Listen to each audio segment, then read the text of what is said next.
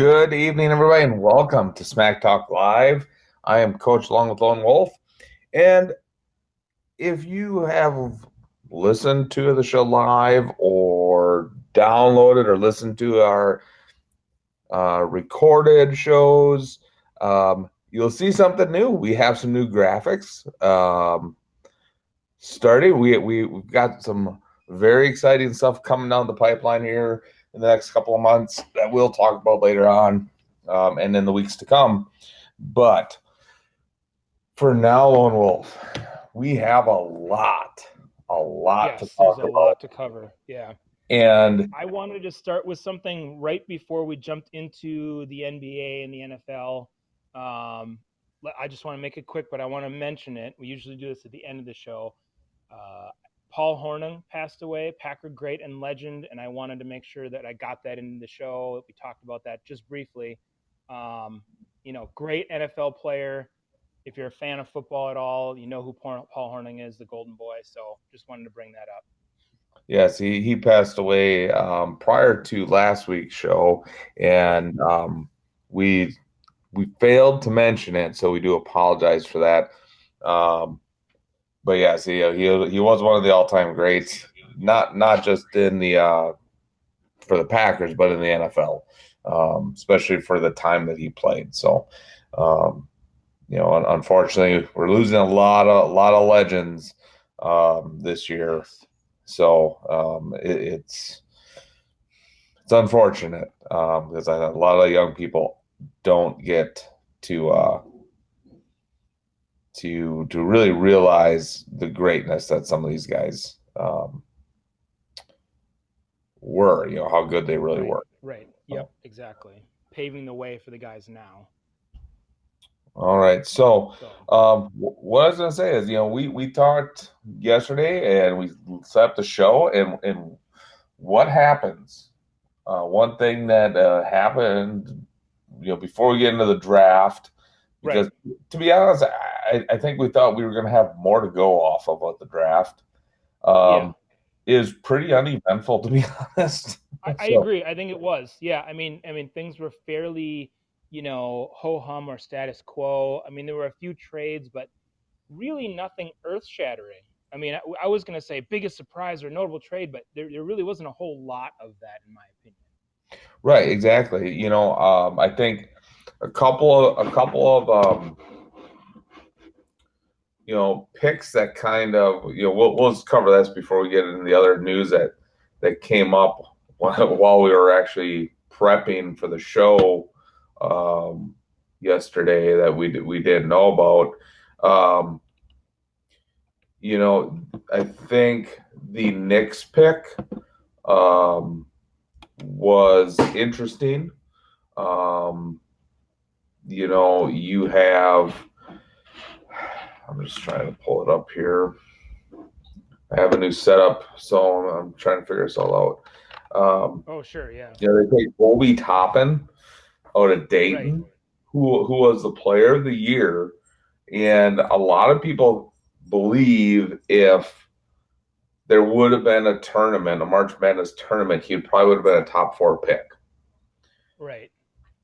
Okay, that's great, but you already have like 4 or 5 forwards on your roster. Yeah, So I mean, I've read some articles about it, and I think sometimes people who are evaluating drafts are too easy or friendly on the teams, and uh, I want people to go out there and be a little bit more realistic about it. You can look at it and you say, well, they got this set and they got.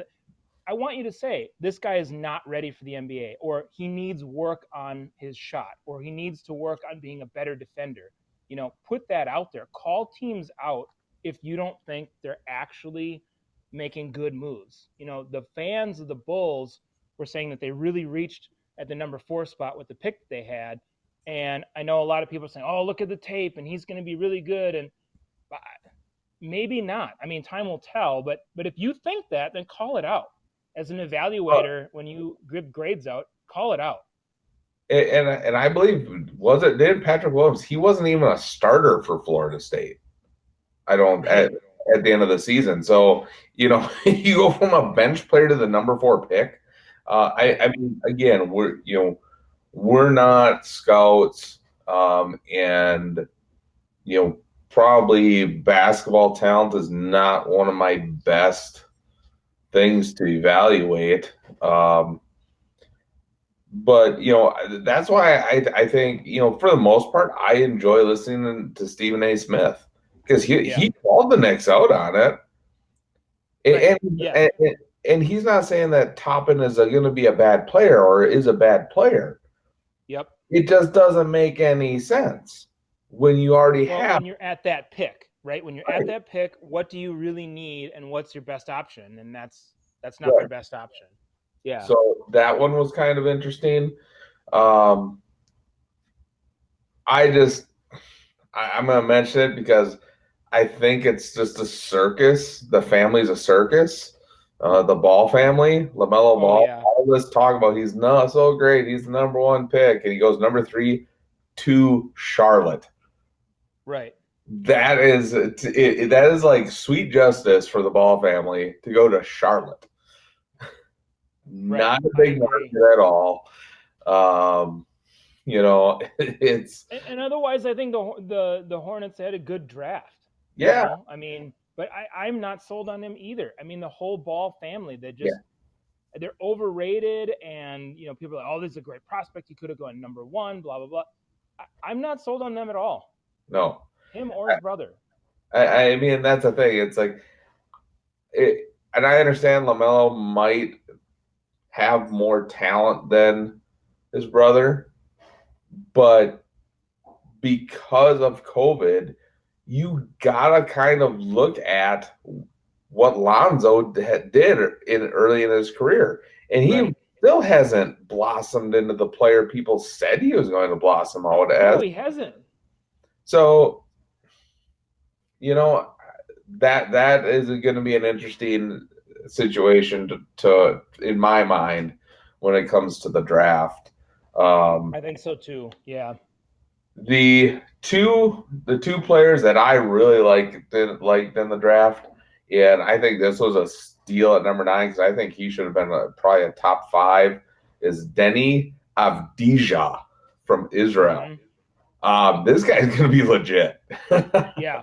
Yeah. You know, I I agree. think Yep. he's going to be legit. I think the Clippers got a steal at 9 with that. Um, I I, I really like that guy. Um, the other pick that I really liked, the Kings at 12 with Tyrese Halliburton. I Hmm. think he's going to be good too, really good too. Those are my 2 favorite picks of the entire draft. Um, at the positions, I thought the Knicks we're gonna take Halliburton, um, but because they needed a guard, they need guards, but they didn't. So, um, Right. I mean, Well, and other than the thing I note about this draft that's different about all the other drafts is, you mentioned a little earlier, and that's what makes it hard for the casual fan watching this draft. You don't know who some of these guys are. Now, we did, some homework, and we were researching this, and we follow sports, and I follow basketball, but we didn't have the March Madness. We didn't have the yeah, tournament. So normally these guys will make themselves a name in the tournament. You see these schools playing, and even for mid-major guys, who get a chance, they're in that first weekend, you're watching games, you get to know. This time you didn't really get to know that. So I didn't look at the ratings for the draft. I should have looked at that, but I wanted to kind of see how that maybe was affected because you didn't really get a chance for that casual fan to kind of delve into it and say, oh, I know who that guy is at number 25 because he played for X college or whatever. You didn't get to see that. And I think that made a difference for fans watching the draft. yeah, and for all the pre-draft talk about all these trades that were going to happen, Oh, I right. think Yeah. that's really what piqued my interest, and that's why I was watching on my phone. Um, was because I wanted to see if there were any of these trades, and there weren't. It was just trades that we knew already were going to happen that they just officially announced. So, Right. And like one of the trades, and we'll talk about this a little bit more um, when we move on to the next part of the NBA talk here. The Bucks trade with the Pelicans, where they took RJ Hampton for the Pelicans. And like you were saying that kind of segueing into this next section, they got Holiday from the Pelicans. And I know you feel that they overspent. A little bit. But when I look at like when you actually look at what they gave up, okay? So they gave up this year's first round, then 2022 and 2024, and then Right. 21 and 23 they're swapping. So Right. Yep. they're not giving up those first round picks right consecutively in a row, which I think is key. I think that That is key. I did need to look at that. You are correct. Yeah, that is so I key. think that minimizes how much that actually is because it spreads it out enough where at least hopefully the next 3-4 years, you have Holiday and Giannis on your roster. Right. Right. Now, who's the third guy? We thought it was going to be Bogdanovich. Right. That's kind of up in the air now. This happened while we were prepping for the show.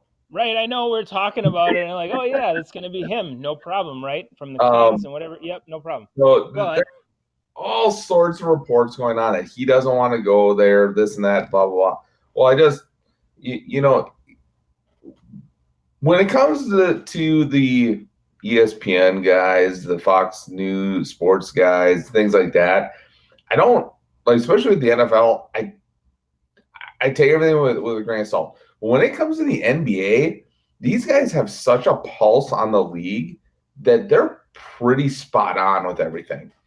And so the one that has, I think the situation that has most traction with this is that because it was a sign and trade and it was before free agency officially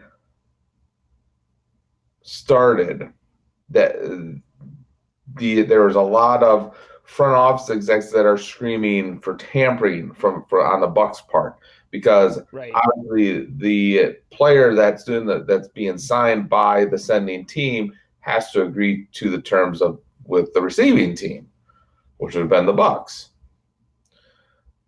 So a lot of this, they're saying, "Oh no, no deal," blah blah blah. A lot of people are saying Bogdanovich has been in constant contact with Giannis. He wants to play with Giannis. He wants to be in Milwaukee with Giannis.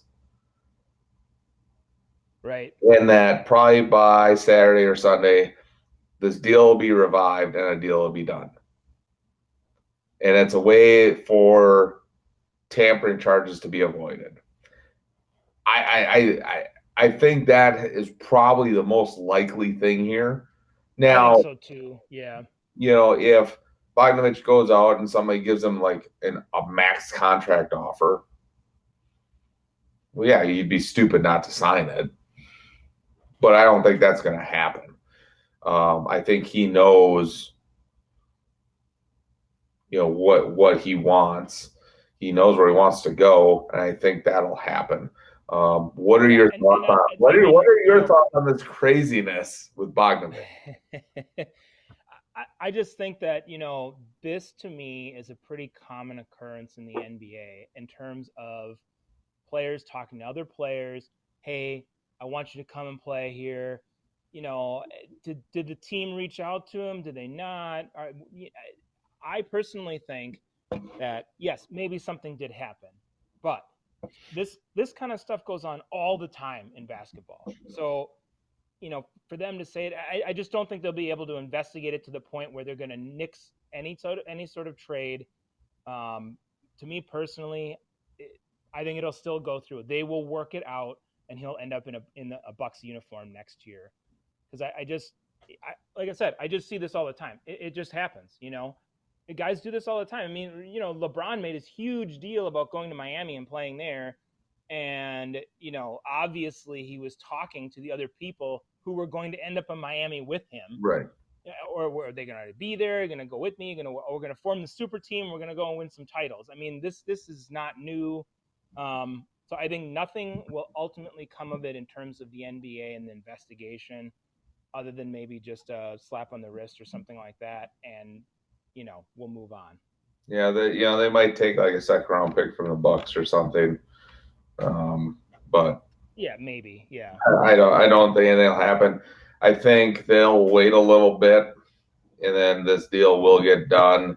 Um, I think um, that everything being said that no, Bogdanovich didn't sign off on this and that, but then he goes. Everybody knows he's been talking with Giannis basically since the Bucks were out of the playoffs. That it's all just smokescreen to appease the commissioner's office, and the commissioner probably basically said, "Hey, you got to cool this until Friday, so Yeah. it can be official." So, And uh, and I don't think, and I've seen a couple of reports on this too, Coach. I don't think this is going to hurt their chances with Giannis in terms of keeping him. I've no, seen a couple. I've seen a couple of people saying, "Oh, I don't know. I mean, they're looking into this. What if he doesn't sign there? Is this going to hurt you?" It's not. That's not no, going to happen. no. The I Bucks went out. They were aggressive to get Holiday. They're aggressive. They're trying to build around Giannis. They're not going to lose out on that. And here's the thing: even with these reports of this, all with Bogdanovich said, it has come out that Giannis has been basically in constant contact with the owners and the front office about players that he wants to play with. And so Right. eh, with him knowing that the Bucks are willing to do what they can. I mean, obviously they can't just be like, okay, we're gonna oh, you want to play with Anthony Davis, LeBron, and all these guys. Oh yeah, we'll bring them all in. Yeah, Right. No, it's kind of hard to you do can't that. do Yeah. that. And so I really think that he'll sign the max deal, and I would I think it'll happen sooner than later. I do not think it's going to get all the way to the off season. I think if the Bucks make it to the NBA Finals, he signs it. I, I just have a feeling. Even if they don't win it this year, if they make it to the finals, they will that he will easily sign it. Now, there's two other stories I want to talk about, and again, these came up last night after we were done talking. But I was like, well, we got to bring them up, and then the draft was a dud, so no Yeah. harm, no foul. The rumor that the Nets want James Harden. Um, Now that could impact the Giannis signing because um, if you're looking at James Harden, Kevin Durant, and Kyrie Irving, that's Right. tough. Even if you um, get Bogdanovich, that's a tough three to beat. Now, It is definitely. Yeah. it was sounding more and more like that was going to happen, that Harden was going to go um, to the Nets. And I'm trying to find the article. Well, and I was reading some on this too, and it's there's a lot of drama that was hanging over the draft in terms of that. And it'd be interesting to see if they can do that. Most of the stuff that I've read about it said that they'd probably have to swing another team into the mix if they were going to try and do some type of move. So I don't know exactly what it would look like, but yeah, I for James Harden, look, he's fallen short several times. He played in Oklahoma City. Obviously moved on to Houston, was featured there, um, and he just never really got to the promised land. It's like there's always a team there in the West who stood in his way. Spurs, Warriors, whoever it was, and for him to move, if he were to move to the East, I mean, honestly, there's only a couple of teams in the East that can really challenge a team like that if they were to put that together. Um, and I think he'd have a better shot in the East of being able to go through if he were to go on and be in Brooklyn. Right. And so there's a couple articles, after that, uh, the Rockets came out and said, we we understand that there may be some basically, you know, bad blood here, but we're not trading James Harden. Right. And then a kind of a structure, a skeleton package, what the Rockets would want in return for James Harden is a proven young star, which the Right. Nets don't have, Correct. and a massive picks package. So if you're looking at this, the Bucks just gave up basically 3 first-round draft picks, swap 2 for Holiday. You're looking at probably 5 first-round picks for James Yeah. Harden. Yeah. Nobody's going to give that amount. The Rockets have him under contract for 2 more years, and they can basically sit and wait. Yeah, they can. They know they're not going to compete in the West, this year or probably even next year. So they can sit and wait. They know they're kind of like retooling that entire roster. And there's all these rumors too now that he might go to the Sixers and this and that. I think that they want so much in return for him that there's no way anybody's going to be able to trade for him. Right. I don't think so. I mean, and him and Westbrook are both sitting there and saying that they're uncomfortable and want to get traded. And Westbrook's a different story, but I just think the asking price will be too high for that to be the case. I mean, if you're James Harden, I can understand why you want to get out of town though too. I Oh, think you right. want to go to a situation where you think you have the best chance to win a championship. Right, absolutely. And I totally understand it.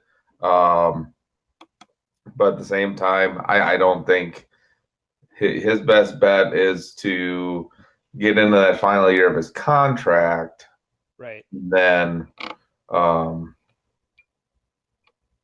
you know, so. Yeah, go from there. Yeah. Yep. All right. So, um, the last story, Klay Thompson out For the year. for the year with a torn Achilles. Um, where does this put Klay Thompson as a player, um, moving forward, and where does this put the Warriors? Do they still have enough on that roster to regain the form they did when they were winning championships, or are they a good team, a playoff team, but not a great team anymore? Yeah, they're a good team. They're not a great team anymore. This, to me, they had their run, and I think, as happens with most franchises, the cohesion of that group is not the same anymore.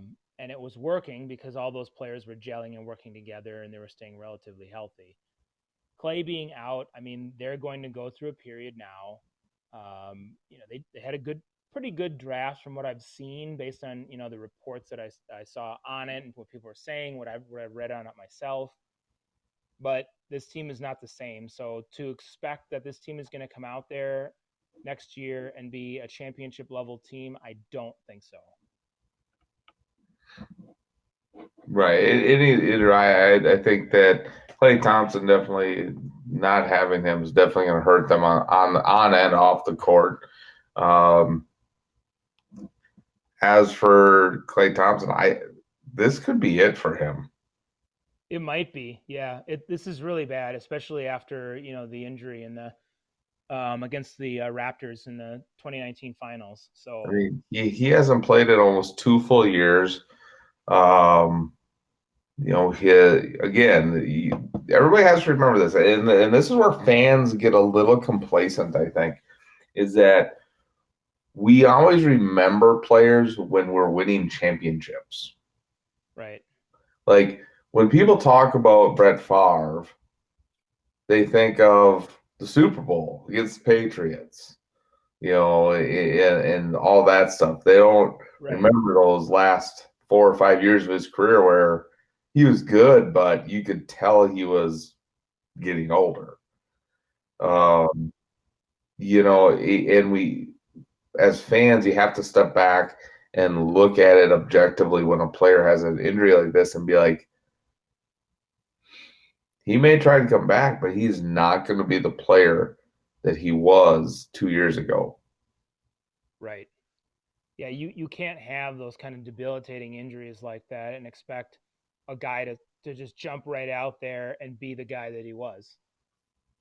It just So, it just it affects your body. It's just too much. So yeah, um, yeah, this is going to be interesting. I don't know. I mean, it's going to be tough. I don't foresee the Warriors being in a position where yeah they'll compete. They won't be awful. They'll compete, but they're not a championship level team any longer. right. Just one more quick thing on the NBA. I did just read, quick browse an article.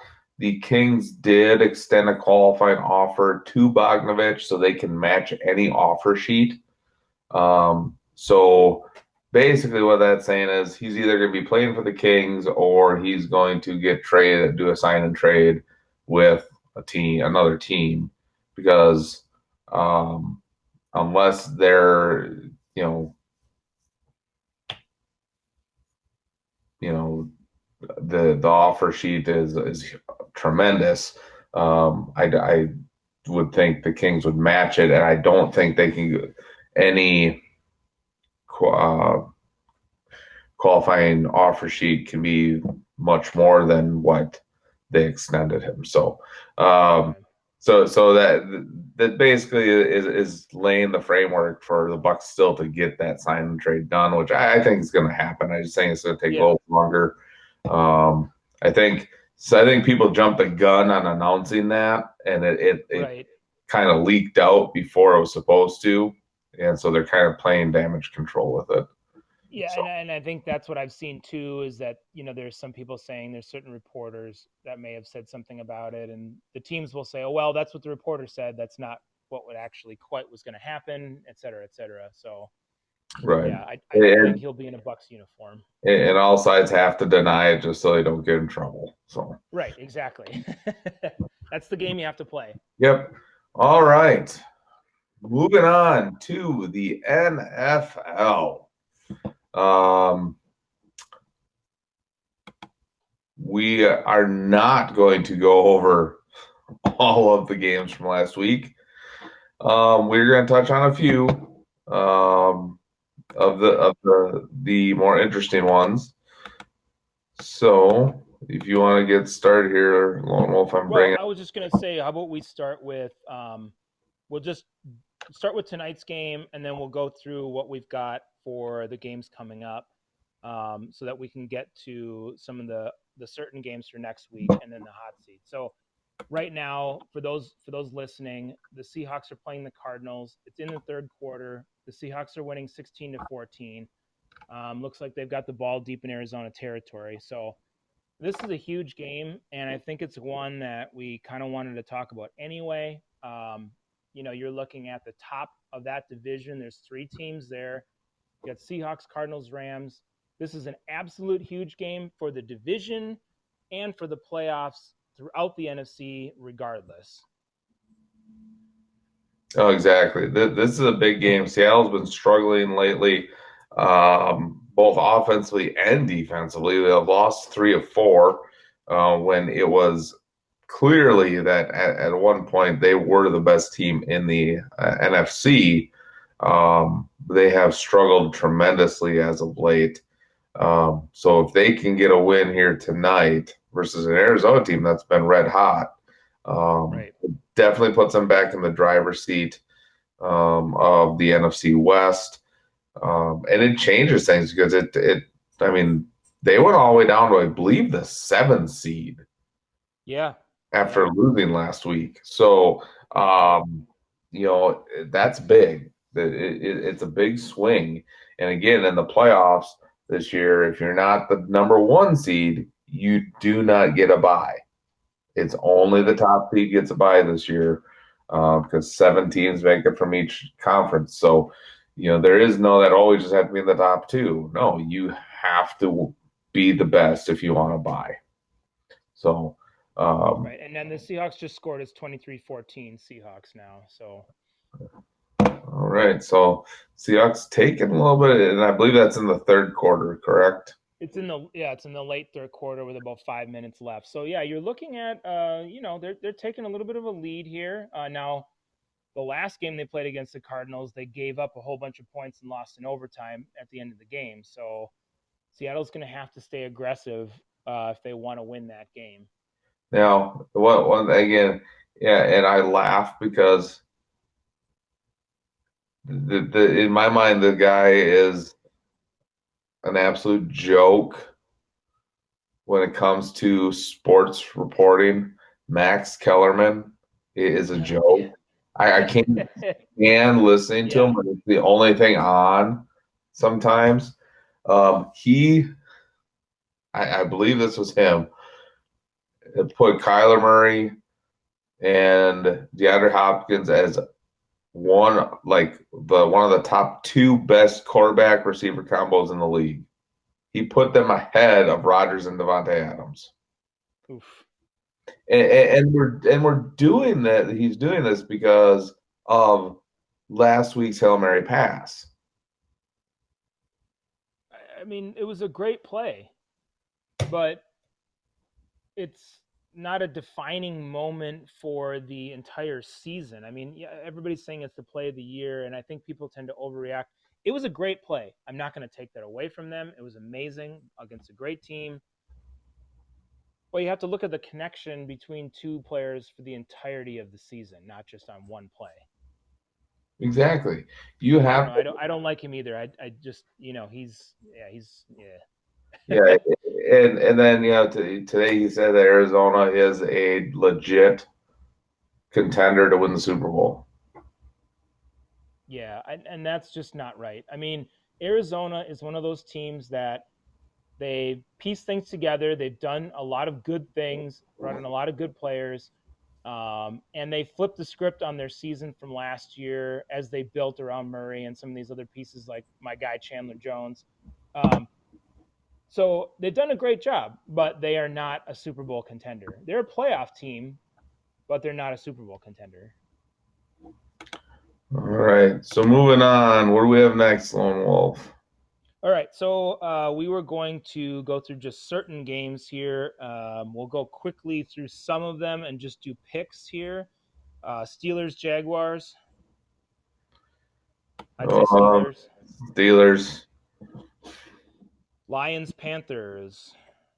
Panthers, I'll go Panthers as well. Patriots, Texans. Patriots. All right, I'll go Texans with that one. We'll see what happens. And then a game we wanted to spend a little more time on was Titans, Ravens. Yeah, the Titans Ravens. That this is a, such an important game for both of these clubs. Um, the Ravens, I think, need to understand we are not going to win the division anymore unless Pittsburgh falls apart here. We are not winning the division. Right. So we have to secure ourselves in the playoffs and be peaking at playoff time. Now, my issue with Baltimore right now is you have defensive coordinators have figured out how to contain Lamar Jackson. And you are now seeing the frustration of Lamar Jackson come out when he's saying, basically throwing the offensive coordinator, saying that the offense is, um, you know, It's predictable. Defenses are predictable, calling out their plays. calling Yeah, out the yeah, plays, that you're calling out the coaches there.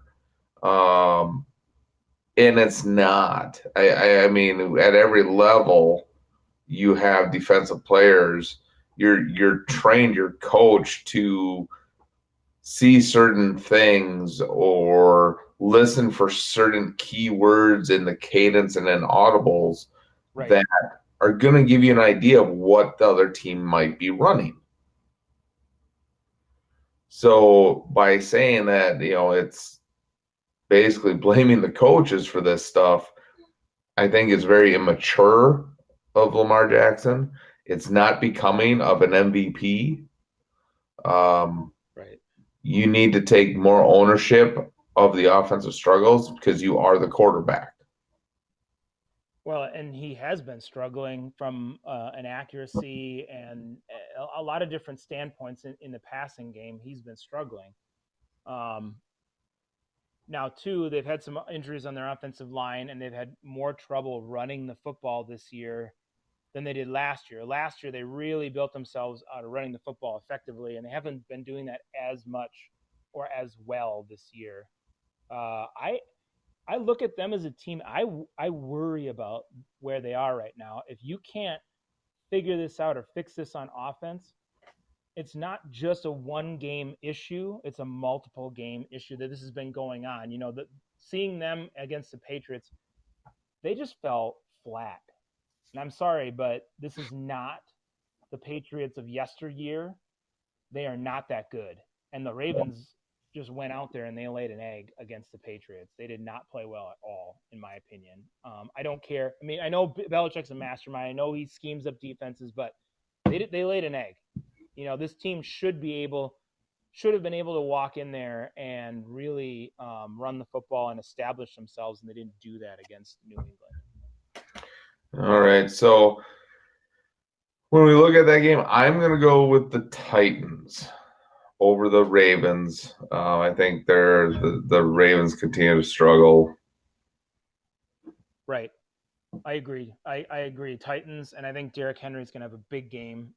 Even the Ravens defense has been struggling a little bit too, and I think that he's going to come out and have a big game.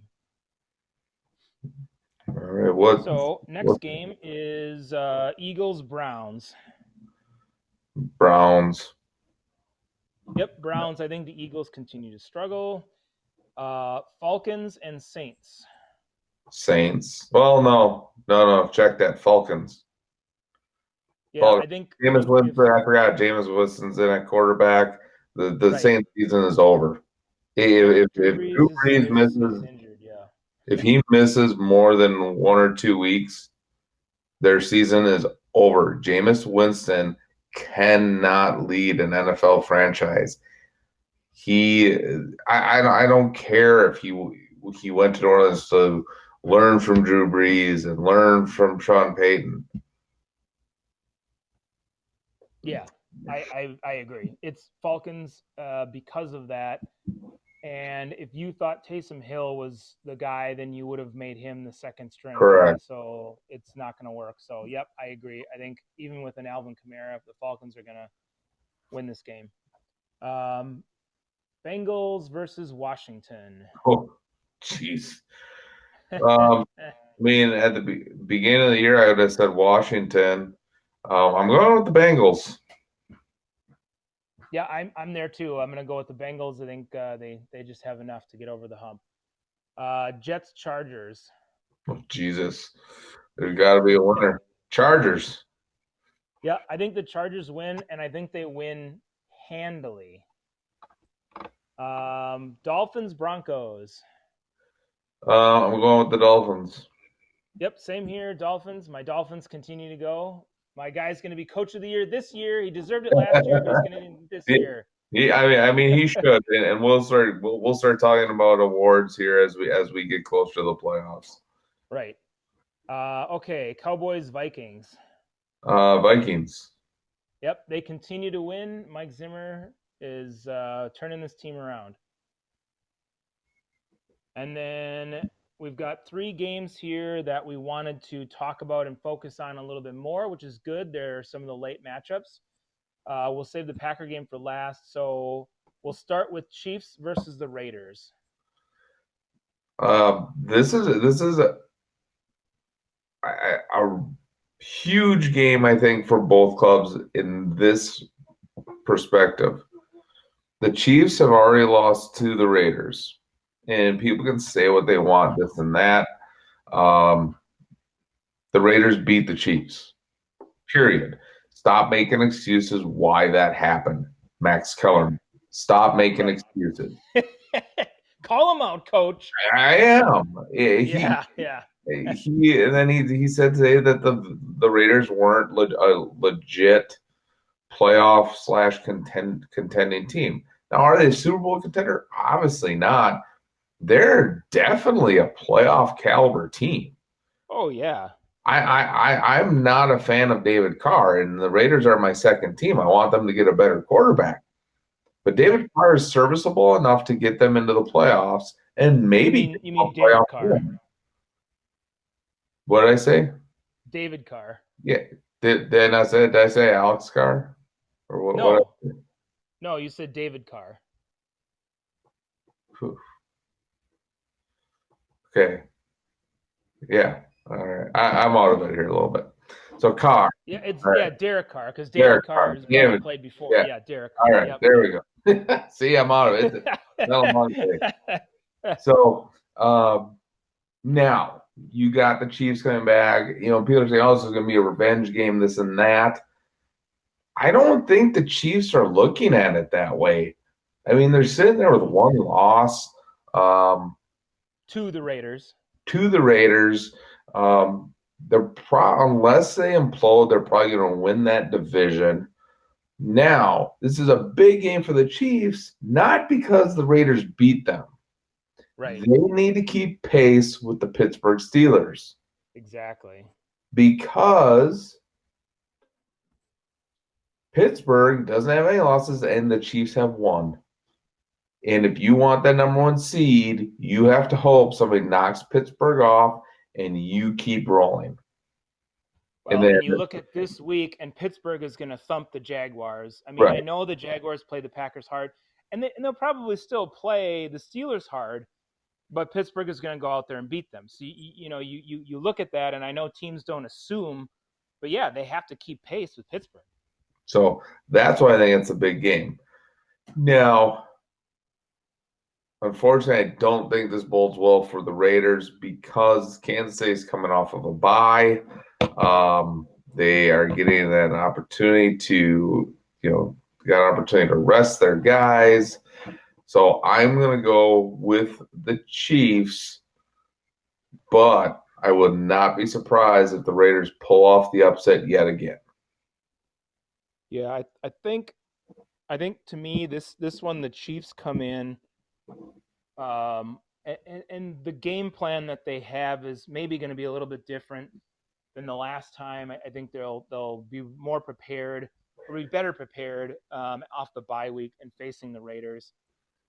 The Raiders have been really effective in running the football, and I think that's something that they'll probably look to shut down defensively, and then maybe say, okay, look, Carr's been playing all right, pretty good, but maybe you try to force him to beat you rather than letting Jacobs beat you, which Jacobs has been playing lights out for the Raiders, especially over the last couple of games. So I love this matchup. It's a great AFC West matchup, and I think it's going to be a nice game. But yeah, I agree. I think the Chiefs will pull it out. All right. So that leaves us with And the so Rams. then Rams Bucks, And and Bucks. then Packers Colts. So Rams Buccaneers. Um, I still don't trust Tampa Bay. Um, you get such an up and down performance week in and week out. It's like Dr. Jekyll and Mr. Right. Hyde. Um, You just never know what you're gonna get from the Bucks. Um, the Rams put pressure on the quarterback, and Tom Brady has shown this year he is no longer a quarterback that can sit back in the pocket when there's pressure bearing down on him and still deliver a strike. He Right. can't do it anymore. Um, I this is a huge game for both teams. Los Angeles, to win to maintain at least it would be a tie for first in that division, but Right. also Depending on who wins tonight. Yeah. for Tampa Bay because if you win and the Falcons can pull off that upset, you're now in first place. Right. And Um, you got to be sitting there thinking that's a possibility. I mean, if Drew Brees, like you said, if he's out, this isn't Teddy Bridgewater, people. This is Jameis Winston. So don't get those things in your head where you think the backup's going to come in and win 5 games for the Saints. right, because you're a half Tampa is a half game back Right. of New Orleans. They haven't had their bye yet. So if the Saints would lose and you win, you now have a half game lead with your bye coming up. And you go from the fifth seed to the second, possibly the second seed. Um, Actually, no, you'd be jump all the way up, possibly up to the first seed because you have the Possibly up to the tiebreaker first with the seed, Packers. depending on what happens with the Packers, too. Yeah. So, this is a huge game for Tampa Bay. Now, I don't trust Tampa Bay come the playoffs. You have to prove you can do what you did last week, week in and week out. You haven't Well, been able and they did that against Carolina, who I think we they had a nice run there for a little bit earlier in the season, but they've kind of come back down to earth a little bit, and they're clearly not there yet. So I mean, it's also who you played too. right. And and I don't know if anything will come of it, but it came out earlier in the week that right before signing with the Buccaneers, Antonio Brown had another incident that's being investigated. So his future may be short-lived Right. in the league. And again, it's going to be interesting long term. Like we said, how is this going to affect that locker room? Yeah. Anytime you Now, have side shows and distractions, it does make a difference in a locker room. Even if you are winning games, it still makes a difference. right. So when I look at this, I mean, the Rams have wide receivers all over the field. Um, they've found enough of a running game. And a big stat here, and I think this is huge. Tampa Bay in the NFC is 4-3. Mm-hmm. The Rams are 6-1. Yeah. Yeah. That's That huge. is huge. To Yeah. me, that's telling because those are the teams you have to beat to get to the Super Bowl. And then it's a Right. one. Then it's a neutral field. It's a one game thing. I'm taking the Rams in this game. I'm eating my words. I thought the Rams were going to be one of the worst teams in the league this year, Yep. and they have totally made me eat my words. And I think they're going to win this. And if the Seahawks hold on and beat the Cardinals and the Rams win, the Rams are in first place and have possibly all the way up to the 2 seed Yeah. in They're in the the driver's seat then, in if the that were to be the NFC. case. So Yeah. that's my prediction for that game. Well, and I agree with you. I just think, that it's not just about the fact that people had really jumped on the Tampa bandwagon. Some people jumped on it at the beginning as soon as Brady went there and have never gotten off. And I look at this game and I think the Rams have made us both have to eat our words here. I mean, we both kind of said that we didn't think this team would be very good. You thought, I think maybe they'd be even worse than I thought. But either way, um, they've played well. They look a lot more like the Rams should look. But what I would say the most telling thing about them that I think I want to point out is offensively that they've played a lot better. Jared Goff has played a lot better. He's figured out some of the things that people had said he hadn't been able to do yet. And I think that was probably one of the bigger question marks on their squad was what Jared Goff would do. Um, I think this defense is going to get after the Bucks. They are not going to have their way on offense, and it's going to be a tough, harsh matchup. Brady's going to take a few hits. He's probably pretty used to that, given him the length of his career, but he's going to be kind of battered and bruised, I think, this Sunday. So it's going to be a Rams win. Sorry, Monday. That's a Monday night game. All right. And just a quick update on the Thursday night game. It is 23-21, Seattle, minute 20 to go. Arizona just scored to pull within 2, and Seattle has the ball at the 25 with a minute 20 to go. Cardinals do have all 3 timeouts left. So there's time, but still not looking great for. Oh, no, there's like 13 minutes left. What are you looking at? Because I'm I'm looking seeing at 13 minutes. I'm looking at the click ticker right here, fourth quarter, Oh. 119 to Oh.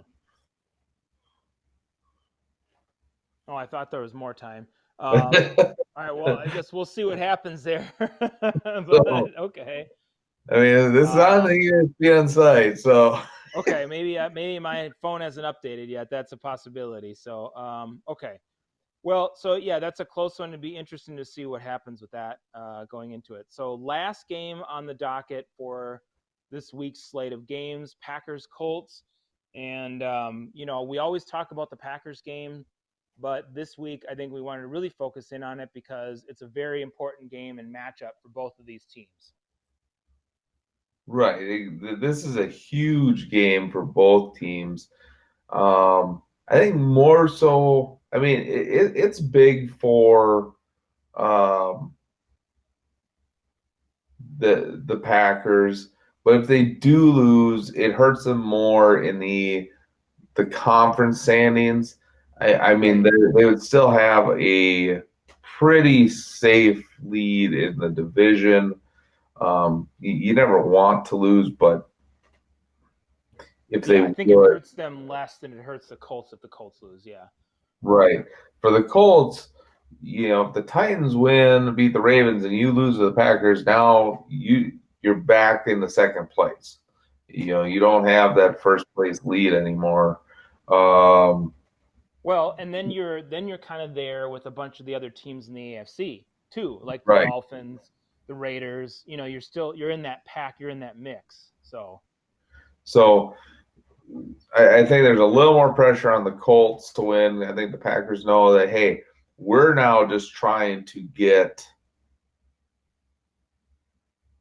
that number 1 seed.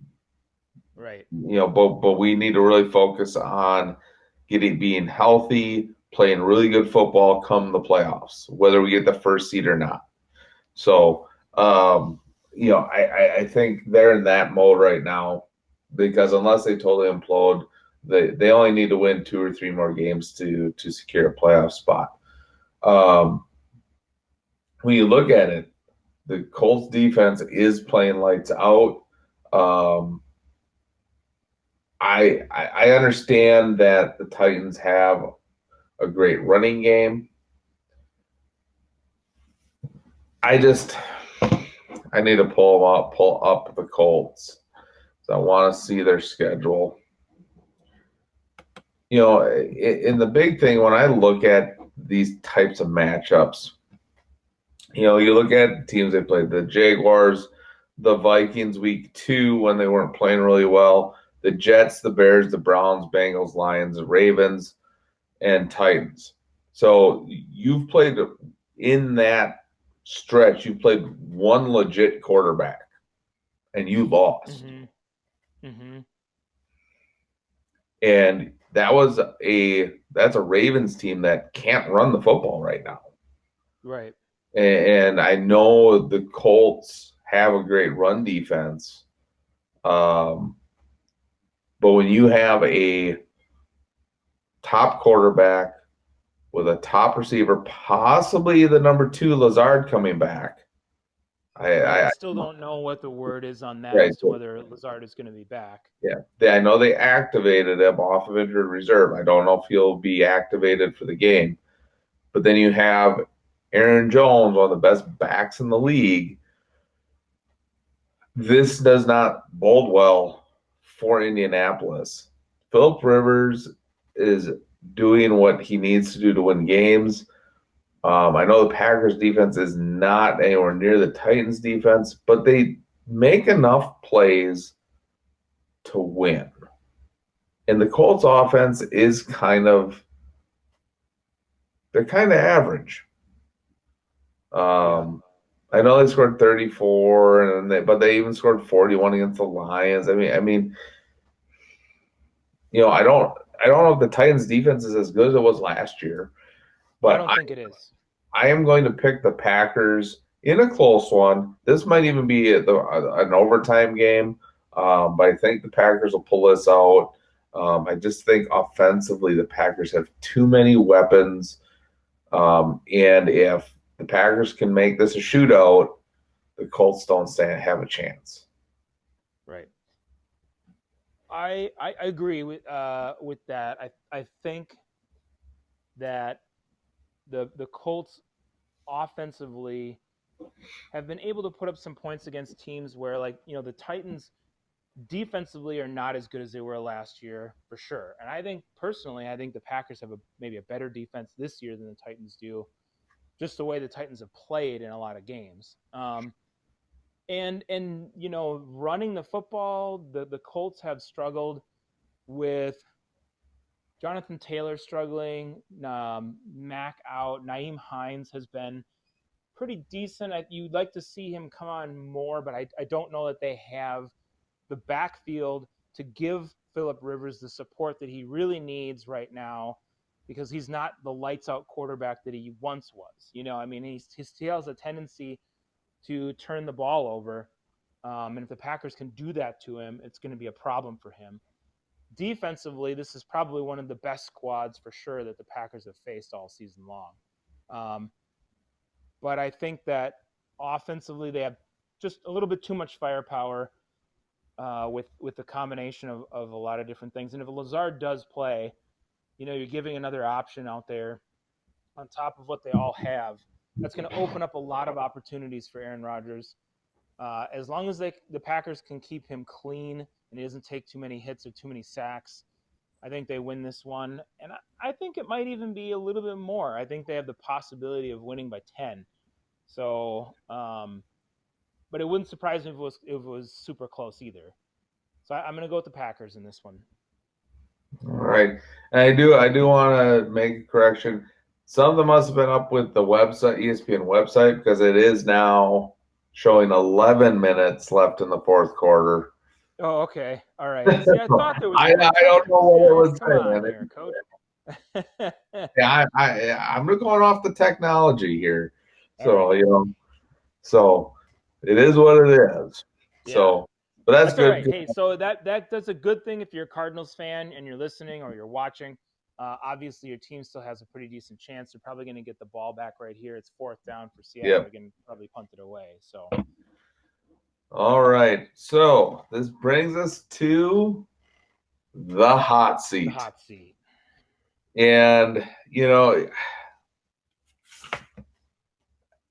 I want to make sure we preface this for the people that are listening. We are not going to be ranking Adam Gase anymore. The reason for this is he should be fired. There's no reason he should be employed right now.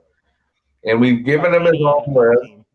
We've given his own list, and Lone Wolf, you named this list yesterday. It's called the Walking Dead list. Right. So Adam Gase, you He's are the lone officially coach on the Walking dead list. Because in Um, our eyes, he is already fired. So we really right, can't put him on the hot seat because he's really just out of a job in our minds already. He's on the right, walking dead exactly, list. Yeah. exactly. So, um, you know, sorry, but that's the way the cookie crumbles. Yep. And, It's the and I way. don't, and honestly, I think you'd be hard pressed to find anybody out there who would disagree. I'm sure if you polled, 100 New York Jets fans, that one of them probably wouldn't answer because they'd be doing something else, and the other 99 of them would answer and they would say yes, he needs to be fired. So I don't think you're going to find too many disagreements with Adam Gase being gone. Right. Except for the general managers who, all indications are he wants to bring him back next year. So, And well, and who said, Douglas said, and we already put him on the hot seat. He said, well, yeah, some of the blame is on me. Well, okay, then fire yourself too, yeah, because you're horrible. exactly. You both should be fired. So, I mean, but you moron. that's not going to happen. So, um, Right, so little different, in the last couple of weeks, we kind of just went through the league and, right, and, and talked and about mentioned. coaches on the hot seat. Yeah. So we're changing it up. We have ranked our top five coaches on the hot seat from Right. fifth From 5 to 1. to one. Yep. So it's kind of like how we've done our lists in the past when we went with our the best sports movie, Movies things like and that. yep. Which we'll get back into that stuff once our the everything kind of calms down here, because those were a little bit of fun. They were. So Yeah. so I'll get it started here. My number five, Yep. and this was tough. I, It was I, hard. I, I didn't think this was going to be like very difficult, but even just now, I had to modify my list because I was looking at it. I was like, wait, I forgot a guy. So, um, Yeah. so my number five, and I, I'm putting him at number five because he can justify why they're struggling as bad as they are. Now, lame excuses, but he can. Okay, he can do it. Yeah. Um, and it kills me because I if he is my coach, I wouldn't ever have hired him in the first place. But it is Mike Cheeseburger McCarthy at number five Wow. on my Okay. coaching hot list. Okay. Well, this guarantees that our list is going to be very different. I'll say that. Um, I put a guy at number 5 who I personally think is a pretty decent coach, but in the NFL, you have to measure success in wins, and this team has been close over and over and over and over and over again, but they just can't get it done in close games. So my number 5 is Anthony Lynn of the Chargers. We had talked about at various points whether he'd be somewhere in here, yes, no, maybe. But he's at number 5 for me because he just isn't getting it done, regardless of how close they are. He isn't getting it done. All right. Number four for me. This is a guy, and people are going to be surprised probably by this. A couple years ago, he was considered the class of the league, did the unthinkable, won a Super Bowl with losing his starting quarterback, but now you're sitting barely in first place at 3-6-1. 3-5-1 right now. Well, 3-5-1. Yeah. Okay. Until You this just weekend. lost to a lowly Giants team. It's Doug Peterson at number four. Philadelphia is unforgiving, and we've talked about the last couple of weeks, and we thought they were gonna trend here and get close, get around 500. That hasn't happened. They don't. It Right. doesn't look like it's going to happen. So Doug Peterson, if even if they win the division, if it's a 6-9-1 division championship, he might be on his way out. So Doug Peterson is number 4 in my hot seat. And that's my guy on the number 4 spot as well. Doug Peterson. He's just, this team. It seems like they should be able to put things together and should be better, but they have struggled in so many phases, and including the quarterback spot. I mean, the quarterback position. Carson Wentz is just, it seems like he's playing like a shell of what he once was. And he hasn't been in the league that long. I know he's had some major injuries, but this team hasn't been good all the way around. They are just lucky enough to be in a putrid division that they're leading. But they're in danger of not even winning this division. And if they lose to the Browns this weekend, which I think they will, Peterson's in a spot where he's 3-6-1 with some 3-7 teams breathing down his neck, which is a horrible, horrible thing to actually say, but it's true. So he's number 4. All right.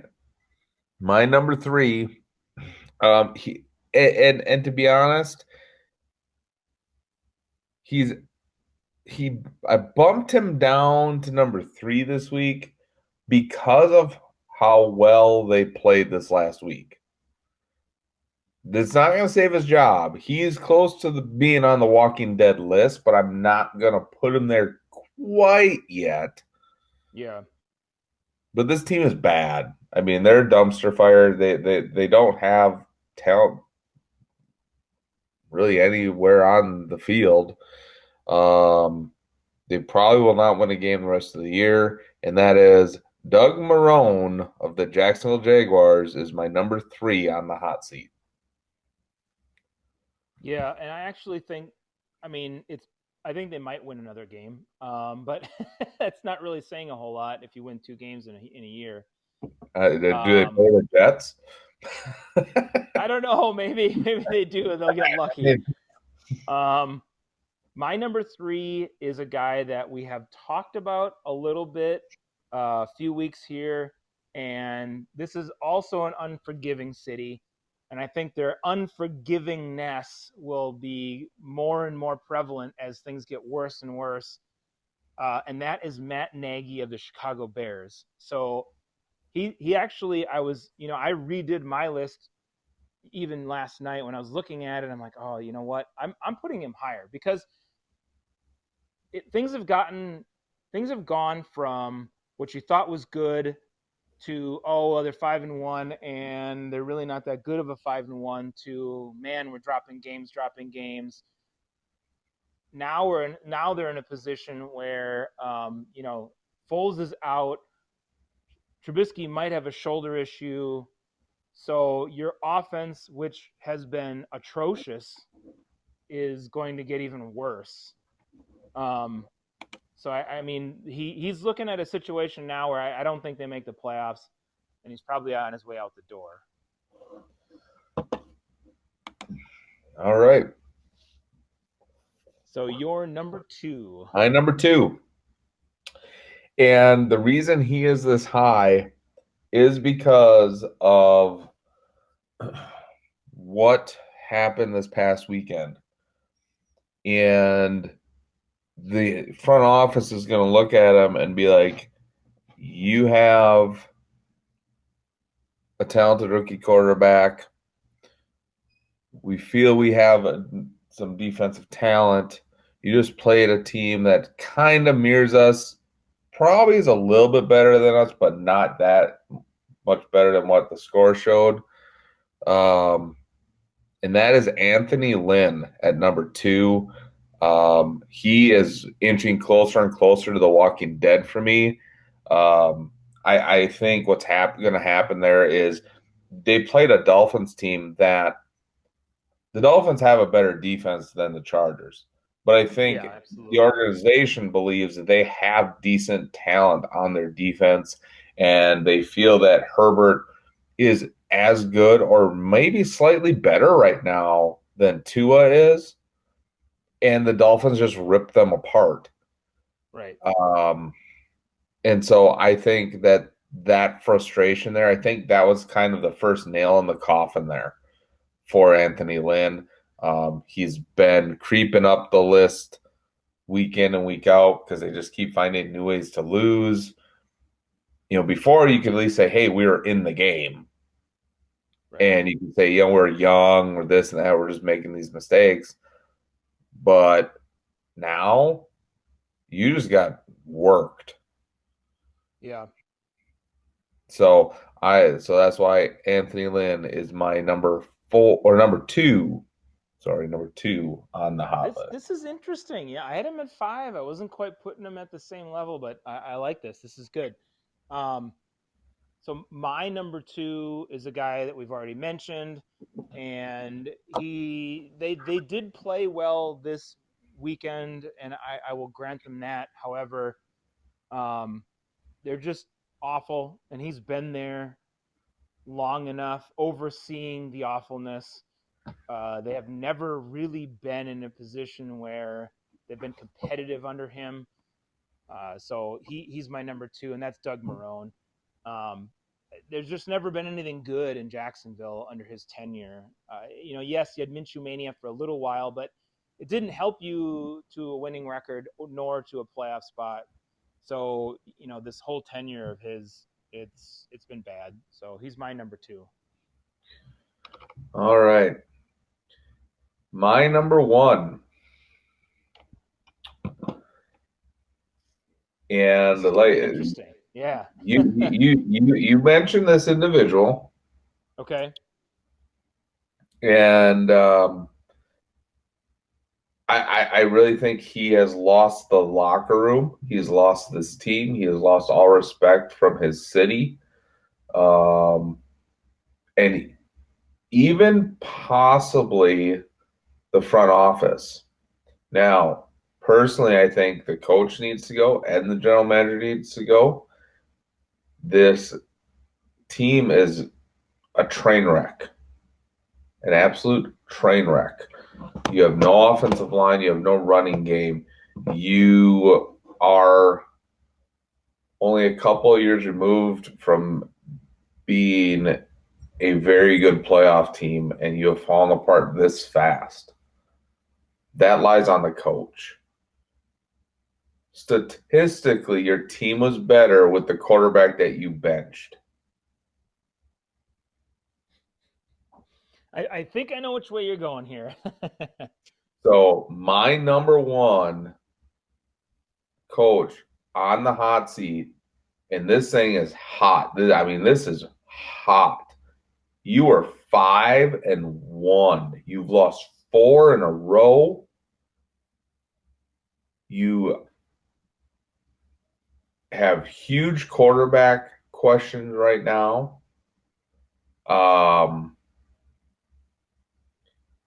Things are looking bad for Matt Nagy and the Bears. He is my number 1 on the hot seat, and just looking at the rest of the way for the Bears. Okay, you're on bye this week. Then you got to go to the Packers, which I don't care who you have at quarterback. You're getting worked that game. I don't care if it's a rivalry game. You're getting worked right now. Then you got the Lions, the Texans, and then the Vikings again. And then the Jaguars, and then the Packers again. You're at best going 3-3 the rest of the way. The best you're going to finish is 5-5, or I'm sorry, 8-8. Right. The best. That means you're beating the Lions, the Texans, and the Jaguars. You're not beating the Packers. You're not beating the Vikings.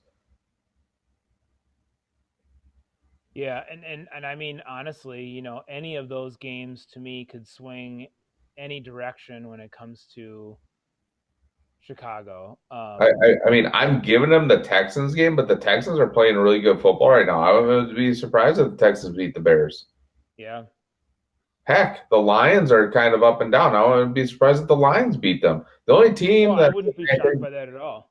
the only team on of these remaining games that I don't believe has a chance to beat them is the Jaguars, which Right. by then it's the second to last week of the year. If you lose three out of those next four, you're sitting at 6-8. Yeah. The players might have cashed it in. No, you're pretty much dead to rights. If you're 6-8 now at that stage, you're pretty much done playoff wise. So And for a offensive again, all these offensive masterminds. right. I'm sorry, the other one is on the Walking Dead list. Yeah. Their team statistics offensively 25th passing yards. They have the worst rushing offense in the league. They have Whew.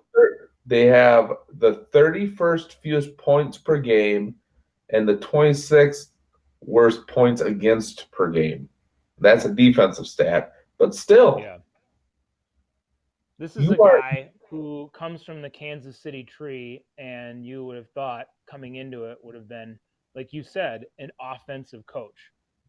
right, And the offense is offensive. There is no question. right. Yeah. I mean, Yeah. you were supposed to be this offensive genius coming from the Chiefs Right. that was going to make you the NFC Chiefs, the NFC version of the Kansas City Chiefs. Clearly not. Wow. So Yeah. Matt Nagy, you better go buy some ice because your pants are on fire. You, I, I think so this is that is my interesting. number. I had Nagy. He's a guy who has been rising in the hot seat ranks, and I had him lower, and I moved him up to 3 because I'm like he's trending up, but he's obviously trended up higher for you than he did for me, but He's he's he's rising up on the list. he skyrocketed up the list like a volcano erupting. Yeah, That after watching them play against the Vikings and that I mean, I'm sorry, the Vikings are playing better, but their defense is not that good. no, they still aren't. Yeah, So yeah, I would say so. It's interesting. There's a few names of people that we didn't mention, but this is a guy, and I was kind of surprised by this. For where you put him on the list, but this is my number one guy because to me, I went with guys who consistently have been on the hot seat when it comes to being in this position. This guy has already lost the team in locker room. He did it a long time ago, and he needs to get sized up for his next job, which is wearing a grimace outfit. Uh, and that would be our old friend Mike McCarthy. I guess I see why you did what you did with him. He's still on your hot seat, obviously, but to me, I was kind of pushing him up to the spot where, you know, yes, they've had some injuries and what have you, and I get that. But I think he was well underperforming with the talent that he had even before Prescott went down. And then this team spiraled completely and totally out of control. And it's not going to get any better for the rest of the year. So Mike McCarthy is my number one. yeah, and the reason I have him at number five, I still believe he's going to be one and done, Right. but I could see Jerry having an ego moment and saying, I Oh, can't, Jerry Jones? yeah, I can't fire this guy because I'm the one who went out and hired him. I Yeah, fired the last guy to bring this guy in. I am not going to admit I made a mistake after 1 year. right. Um, And then he's gonna be like, well, Dak went down, this, that, blah, blah, blah. Yeah, make excuses. Yeah. Right. And that's why I have him at number 5. That's the only reason I have him at number 5. I agree with Sure. every point you said. But Right. when I Yeah. look at it, I think the other 4 guys have a much higher chance of being fired than Sure. Okay. Yep. Mike McCarthy. Yep. That's a good point. Yeah, I hear what you're saying. Yeah. Yeah. You know, Um, now, like you just said, because of that. Yeah. those are our top 5, and we Yep. will do Those are this. our top five for the hot seat. We will be going kind of, we'll see how our list morphs as we go along here. Couple names we didn't mention that could easily be on the list. Matt Patricia. Yep. The thing is there is as long as the Lions stick around 500, I don't think they'll fire him. Right. The guy that's the GM worked with Patricia when they were both in New England. Um, I don't think that he's going to fire him unless the Lions completely fall apart and it doesn't look like they're improving. At times they look really good. Yeah. So I think there's been enough there if they can finish out, even being like 6-10, 7-9, that they'll bring Patricia back for at least one more year. Because Hmm. there's been vast improvement from last year. Right. Um, Vic Fangio with the Broncos could easily be on there. Um, the question is how patient will John Elway be, and for how long? Yeah. Um, Yeah. Because I mean, that team. There was a time this year when you kind of looked at it and thought, well, they have a good chance maybe at hovering around 500 or being somewhat competitive, but the Raiders really just completely dismantled them, and they've kind of just felt like they're overmatched in a lot of games lately these last couple of weeks. And so I don't know. I mean, this is a question mark. It's this is the second season. You're kind of like, well, is he gonna give him a shot, another chance at it? I'm not sure. I'm really kind of on the fence on this one, because I go back and forth between whether he is or he isn't. So to me, that's why I wouldn't put him on the hot seat in terms of our top 5, because he's not a guy that immediately comes to mind that says, okay, yeah, he's going to be gone, or he may still be back for another year. It's a right, definite possibility. exactly. Other than that, I don't think there's really too many more No, I that don't think so. Yeah. so I think there's gonna be plenty of coaching changes this offseason. It's just kind of the way sports works these days.